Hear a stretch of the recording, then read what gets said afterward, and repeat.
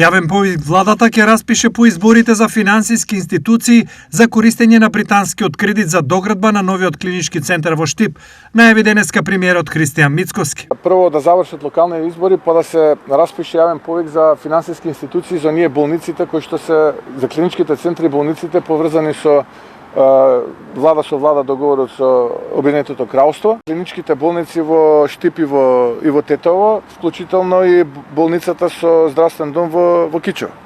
Така што тоа веќе го зборевме, плюс медицинскиот факултет и домот во Штип. Тоа веќе го кажавме. Енергетска криза во Македонија ќе нема, уверува премиерот подадените санкции на САД кон Русија за извоз на енергенси во Европа.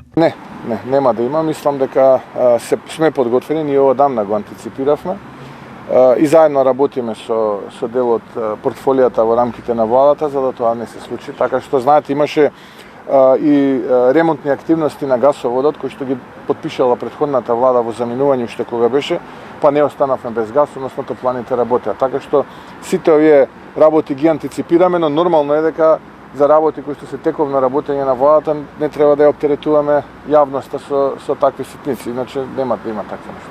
На новинарското прашање кои владени ресори ќе бидат зафатени со најавените промени по изборите, Мицкоски кратко одговори. Во декември ни е партискиот конгрес, така што ве повикувам да ги следите настаните што ќе се случуваат.